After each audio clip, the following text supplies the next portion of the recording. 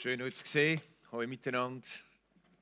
Schön auch, dass ihr dabei seid, die ich euch nicht gesehen habe. Ich wollte schnell in den weißen Saal Heu sagen kommen, aber das war noch niemand. Aber jetzt sind wir dort und auch herzlich willkommen dort. Ja, ihr habt vielleicht gesehen, dass es im Feuer aussen so einen Stand hat. Wir haben ja als GVC-Bewegung oder jede GVC-Kirche von uns gibt 10% von allen Einkünften, Kollekten und eingezahlten Geldern wieder weiter an andere Projekte, Missionsprojekte, an karitative Projekte. Und die Hälfte von diesen 10% gehen in gemeinsame Projekte von allen unseren Kirchen. Wir haben Missionspartnerschaften in Guinea.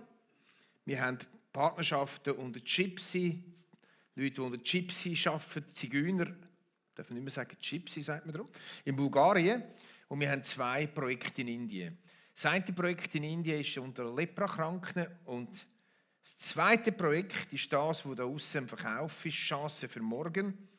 Das sind Schulungsprojekte für Kinder, aber auch Ausbildungs- und Schulungsprojekte für junge Erwachsene und Arbeitsplätze für Erwachsene, die auf dem Land in der Armut leben und auch aus den Slums. Und nach Tsunami habe ich die Organisation kennengelernt, die Chelapas, die das leitet. Die Frau, die es leitet, ist aus Basel, er ist aus Indien. Und wir haben eine starke Partnerschaft mit ihnen, wohl die stärkste. Sie kommen da hin, wir gehen zu ihnen. Meine Tochter ist draussen, verkauft auch, ist mehrere Monate bei ihnen gewesen. Regen Austausch. Und heute, wenn ihr wollt, anschliessen könnt ihr schon Weihnachtsgeschenke posten. Oder vielleicht hat jemand Geburtstag. Und sie haben mir gesagt, es sei ein Verkauf, den sie jetzt auch Lager räumen wollen, und darum gibt es 50% Rabatt. Wenn das nichts ist doch immerhin etwas. Also wenn ihr etwas brauchen könnt, geht doch nachher raus. Es sind 4 Leute an dem Stand, die in dem Verein aktiv sind, in der Schweiz, um die Arbeit in Indien von Chelapas zu finanzieren. Wir sind im Samuel-Buch und ich liebe einfach, oder? Ich liebe es. Viele sagen das Alte und das Neue Testament. Ich versuche immer mehr zu sagen, das Erste und das Zweite Testament. Weil das Erste Testament, das Alte, ist für mich nicht alt, sondern sehr aktuell. Ich habe in meinem Buch ja ein Kapitel geschrieben von Lebensbegleitern. Oder? Die Menschen, die Frauen und die Männer in dem ersten Buch, dem Ersten Testament, sind eigentlich meine Lebensbegleiter. Ich lese es ganz, ganz viel. Und es hat in meinem Leben ganz viel Einfluss gehabt. Es hat mich ermutigt. Die Frauen und Männer ermutigen mich. Sie ermahnen mich, dort, wo sie zu Fall kommen. Sie helfen mir, eine Richtung einzuschlagen. So viel habe ich aus ihnen gelernt in meinem Leben. Und eigentlich ist das Erste Testament wie ein Bilderbuch, ein Erzählbuch von dem, was dann im Zweiten Testament von Jesus gesagt wird, veranschaulicht ein Leben von Menschen. Also ich liebe das total und ermutige euch, auch das wirklich zu lesen, das Erste Testament, und dort auch die Personen zu studieren. So viele gute Frauen. Allein in dieser Serie, die Hannah, oder? Ich meine, das ist so eine fantastische Frau, oder Deborah und andere, oder? Und Männer, die versagen. Und warum haben sie versagt? Und da kann ich lernen daraus heraus, dass ich nicht auch gleich versagen wie sie. Also, das sind meine Begleiter. Aber jetzt sind wir da, wo der Samuel alt geworden ist, im ersten Buch Samuel. Und er hat seine Söhne eingesetzt als Richter anstelle von ihm, weil er alt war. Aufgabe von Richter, was war das? Es hat seinerzeit noch keine Könige gegeben, sondern Gott wollte König sein über sein Volk. Die Richter haben den Menschen ein Leben als Vorbild leben, wie ein Leben in der Nachfolge von Gott funktioniert. Sie haben die Aufgabe gehabt, Opfer zu bringen. Sie haben die Aufgabe gehabt, das Volk mit Gott zu versöhnen. Sie haben die Aufgabe gehabt, Gottes Gedanken zu vermitteln. Sie hätten gerecht richten bei Streitigkeiten und sie sind auch ins Feld gezogen mit ihrem Volk. Und jetzt sind also Meli, seine Söhne, sind jetzt da der Spritzer gewesen, jetzt die Richter gewesen. Und dann lesen wir in der Bibel, dass die Stämme von Israel, 12 Stämme, nicht mehr so glücklich gewesen sind mit diesen Söhnen. Wir lesen auch warum. 1. Samuel 8, 4-5. Da versammelten sich alle Ältesten von Israel, kamen nach Rama zu Samuel und sagten zu ihm, siehe, du bist alt geworden. Und deine Söhne gehen nicht in deinen Wegen, so setze nun einen König über uns, der uns richtet, wie ihn alle Nationen haben. Offenbar hat das nicht mehr gehauen. Die Söhne von Samuel sind daneben gewesen. Sie haben nicht Gott vorgelebt, im Gegenteil. Und sind so daneben gewesen, wie die Söhne vom Eli voran auch. Schon noch speziell. He? Und jetzt ist das Volk gekommen, die Stammesführer haben gesagt, Samuel, so geht es nicht mehr. Die leben uns Schlechtes vor. Wir wollen nicht mehr so ein spezielles Volk sein. Wir möchten anders sein. Wir möchten nämlich sein wie alle anderen. Und da möchte ich kurz innehalten. Manchmal geht es einigen von uns auch so in der Jesus-Nachfolge. Wir kennen Jesus-Leute, die eigentlich Vorbilder sein sollten, in dem, wie sie das Jesus-Leben umsetzen. Mütter, Väter, geistliche Leiter, Priester, Pfarrer, Pastoren. Und irgendwo sind wir enttäuscht über sie, weil sie versagt haben. Und wir fragen uns dann, verhebt das Leben in dieser Jesus-Nachfolge überhaupt? Bringt es überhaupt, wenn wir anders leben als andere Menschen? Bringt es, wenn wir uns ausstrecken nach dem Jesus-Style leben? Oder bringt es nicht? Und wenn man dann so ein Negativbeispiel sieht, dann sagt man manchmal, Christen sind ja auch nicht besser als alle anderen Menschen und vor allem leben sie auch nicht besser. Mir hat einmal ein Geschäftsmann gesagt, ich habe 2 Christen eingestellt, jetzt stelle ich keine Christen mehr.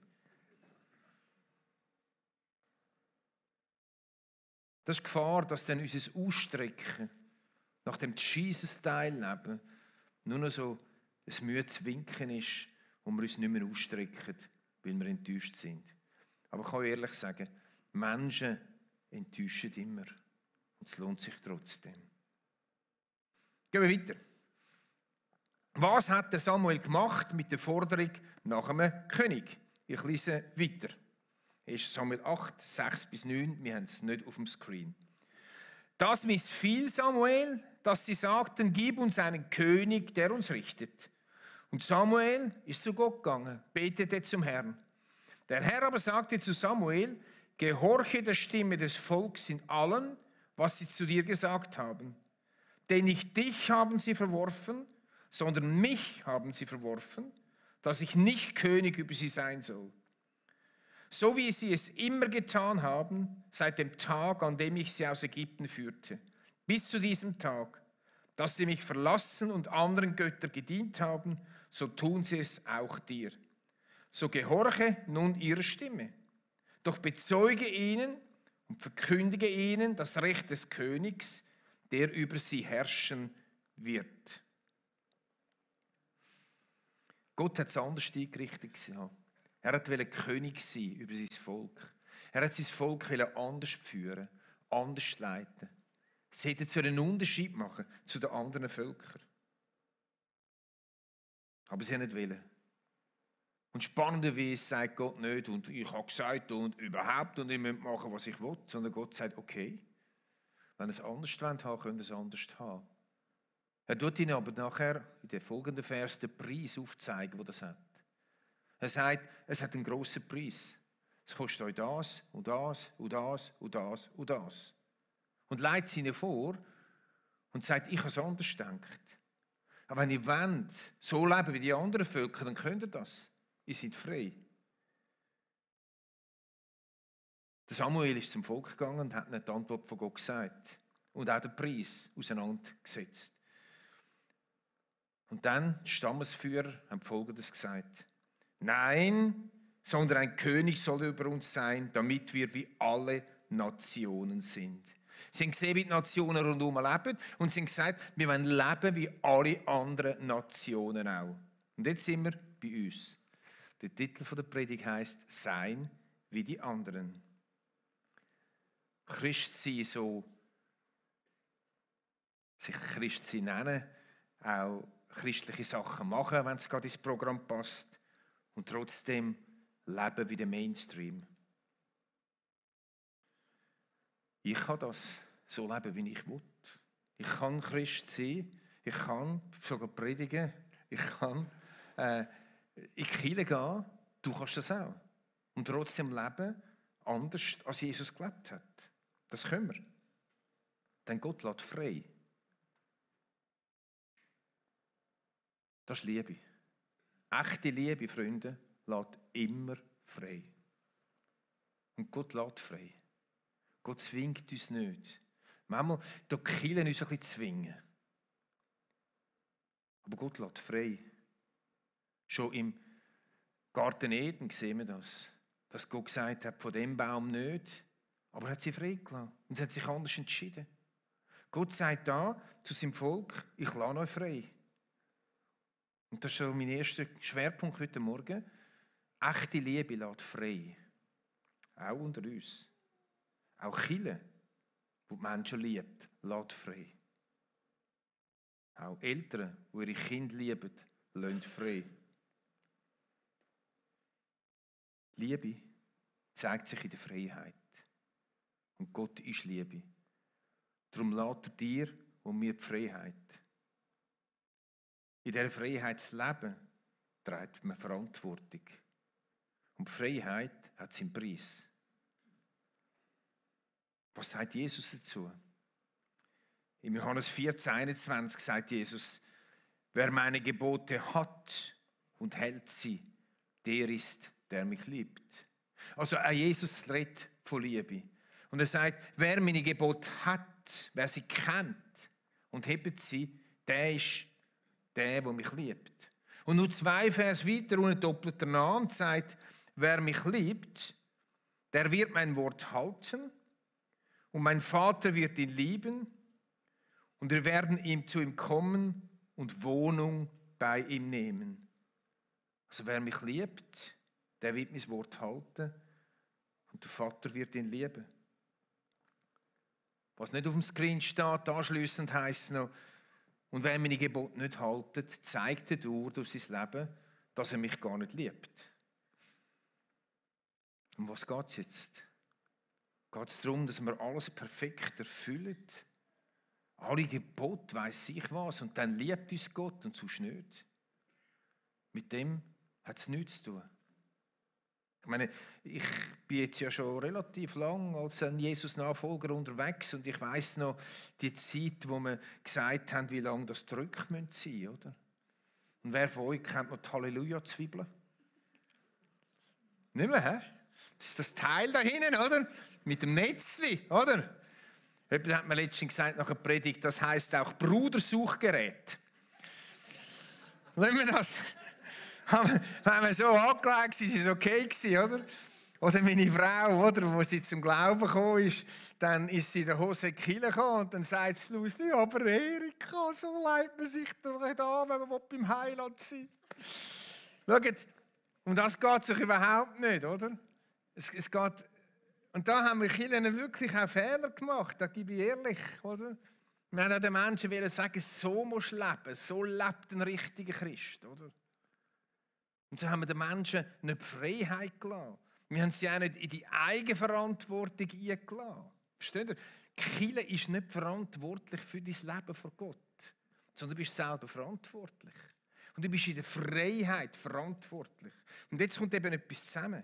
Ich habe vorhin gesagt, der Ausdruck der Liebe von Gott ist, dass er uns frei lässt.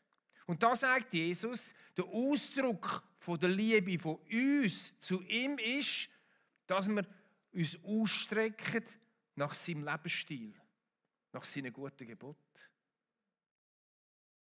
Beides ist Liebe. Und zwar nicht ausstreckend nach dem Gebot von Jesus, weil wir mühen, weil wir Angst haben, wir kommen eins von der Deckel über, sondern weil wir glauben, dass Jesus gut meint. Weil wir glauben, dass es ein guter Weg ist. Wenn wir nicht glauben, dass es Jesus nicht gut meint, dann haben wir ihn nicht gern. Wie kann ich jemandem sagen, ich habe ihn gern, wenn ich denke, er meint es nicht gut mit mir? Also habe ich ihn nicht gern.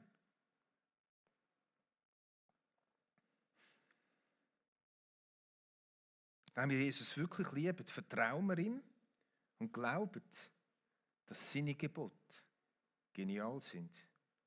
Was sind denn seine Gebote?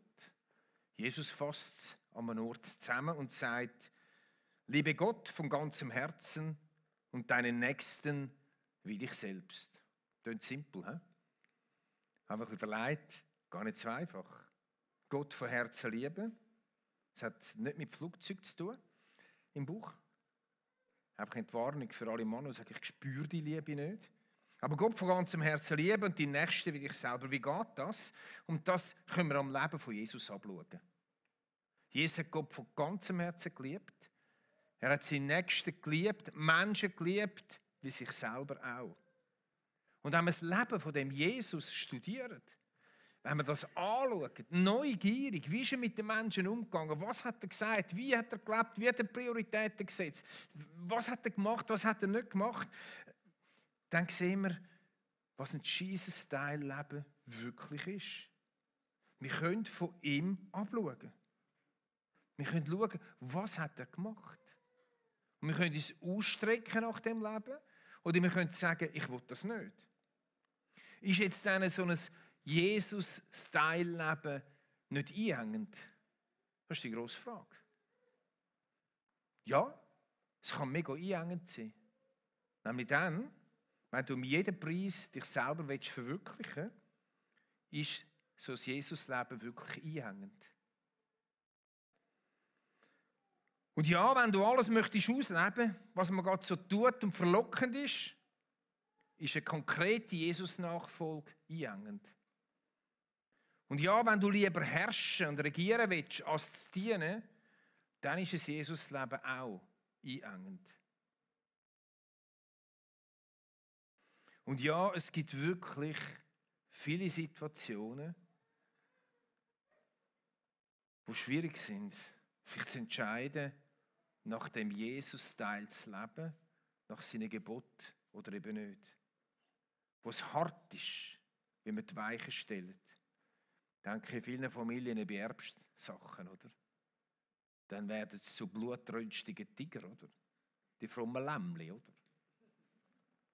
Ich denke, bei der Frage von Vergebung. Ich denke, Frage von Treue.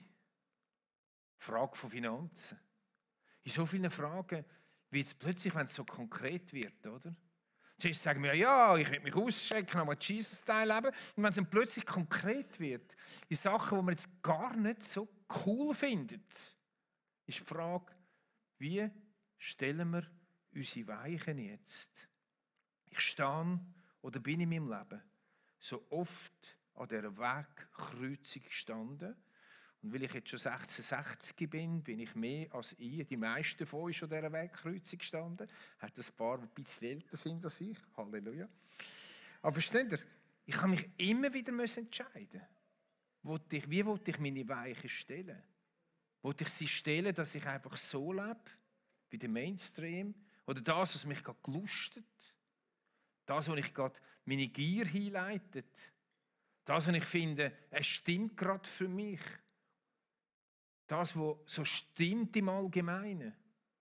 Oder möchte ich gerne meine Weichen stellen nach dem Jesus-Style? Freunde, immer und immer wieder ist das für mich eine Frage gewesen. Im Geschäftsleben, im Umgang mit der Wahrheit, im Umgang mit Klarheit, beim Ausfüllen von meiner Steuererklärung und. Und vor allem im Umgang mit Menschen. Und vor allem in der Vergebung. Und vor allem im Annahme von Menschen, wo ich einfach trümmelige Typen finde. Gibt es ja nicht. Andere finden mich das manchmal auch.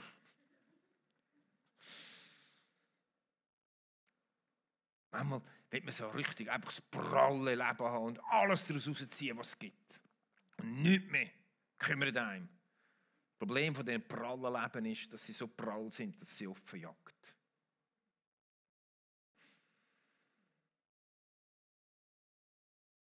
Ich werde noch vielsinnige Kreuzungen kommen.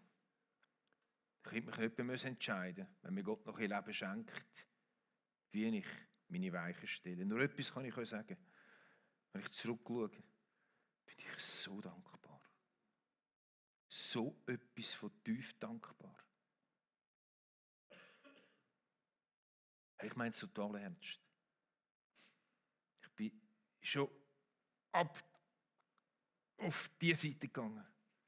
Im allerletzten Moment, 10 Sekunden nach 12 noch übergejumpt.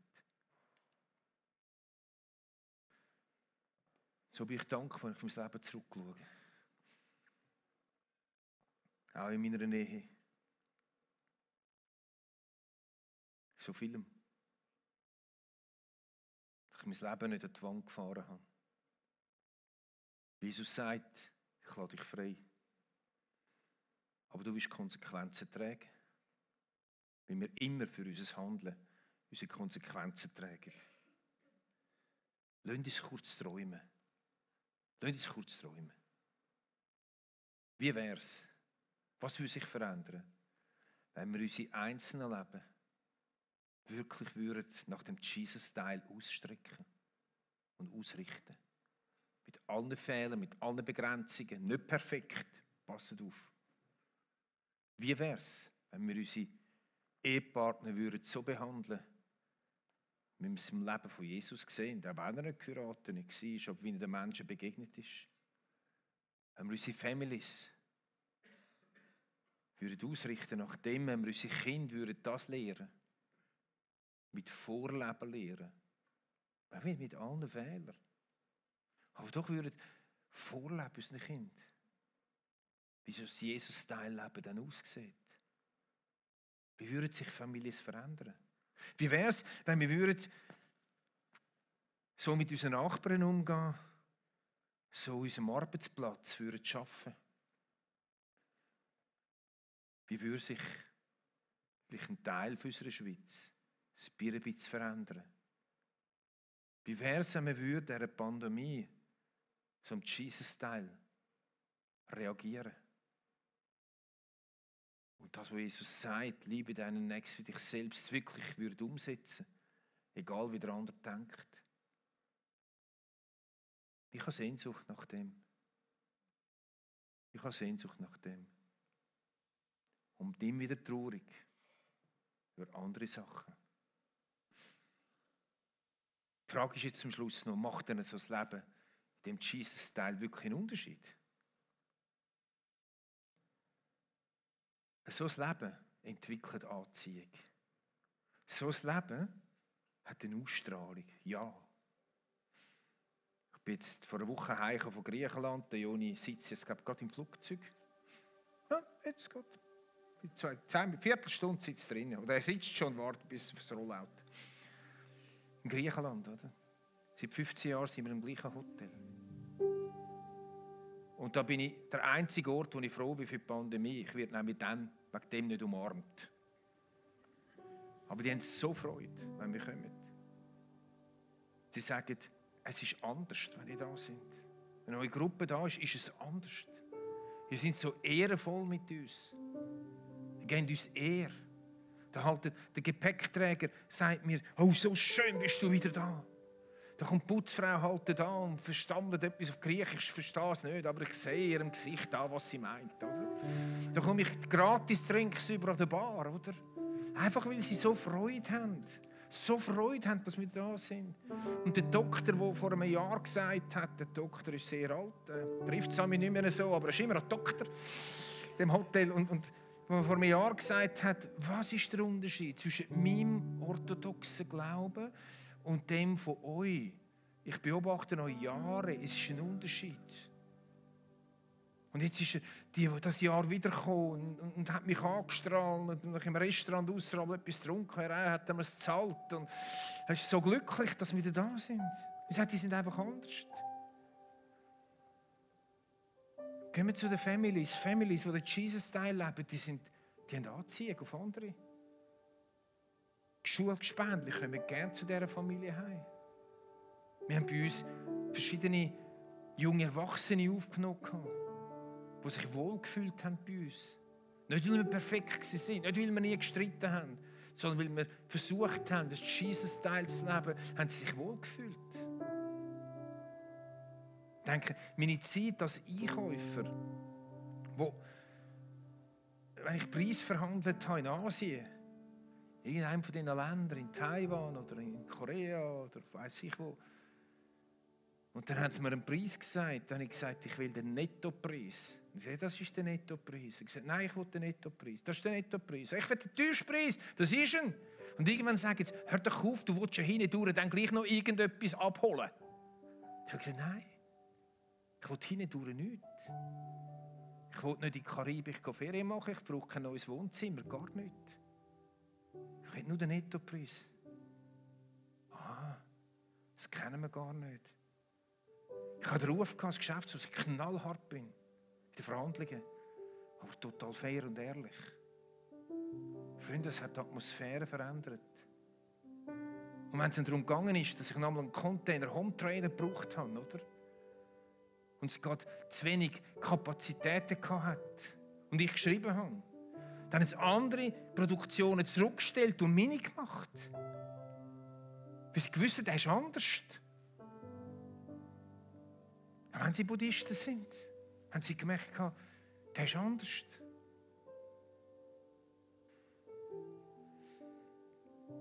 Ich versuche immer mehr den Jesus-Teil auch in meinem Privatleben zu leben, zum Beispiel im Restaurant. Mit dem Trinkgeld. Mit der Ehre geben, denen, die servieren. Oder beim Einkaufen. Der Kassierin danken. Das ist Jesus-Teil, verstehen Sie? Das ist manchmal gar nicht so schwierig. Ihr zu danken, was sie diesen Job macht. Hat mir jemand erzählt, nach so einer Predigt, sie hat es jetzt ausprobiert. Sie hat da mit dem Mikro oder Kopf, Kasse. Und ich gesagt, ich möchte Ihnen etwas sagen. Und dann sagt die, nein, Denner, sagt die andere, zusammenzuckt. Die hat gesagt, jetzt, ich möchte Ihnen etwas sagen, oder? Sie machen so einen guten Job, ich danke Ihnen vielmals. Sie sind wieder gewachsen. Letzten Donnerstag, in der Smallgruppe, hat meine Frau gerufen und gesagt, musst du jetzt das hören, was die erlebt haben. Da bei den Schiessen, oder? Die Flughäfen. Oder sonst noch jemand, oder? Wer bei den Putzen ist, oder? Danke vielmals, dass Sie es tun. Das ist so wichtig. Ich bin immer am Morgen in Griechenland durch die Hotelanlage gelaufen und ich habe allen, die geputzt haben, da hat es ein Schwadron von Frauen mit ihren kleinen Besseli. Ich weiss heute noch nicht, nach 15 Jahren nicht, warum die Besseli so klein sind, nicht so gross. Aber lassen wir das. Die Löhne sind ja tiefer. Oder? Jeder sagt, ich Kalimera. Ich meine, ich will die eigentlich beten, wenn ich laufe, aber ich begegne denen immer wieder, also sage ich Kalimera und das ist auch beten, oder? Kalimera heisst Guten Morgen. Hey, wir können einen Unterschied machen. Es muss nicht immer mit Wort sein. Einfach auch mit unserem Leben. Wenn wir das Jesus-Style-Leben einbügen, dann will ich euch lustig machen danach. In der Freiheit.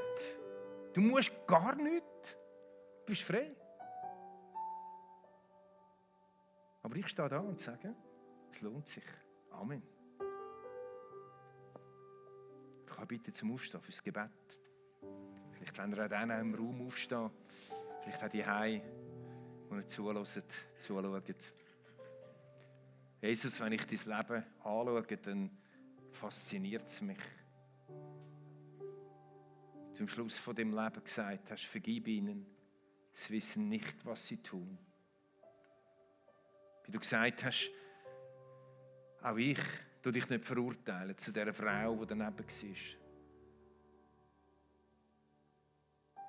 Danke dir dafür, Jesus. Preise dich dafür. Und ich ehre dich. Amen.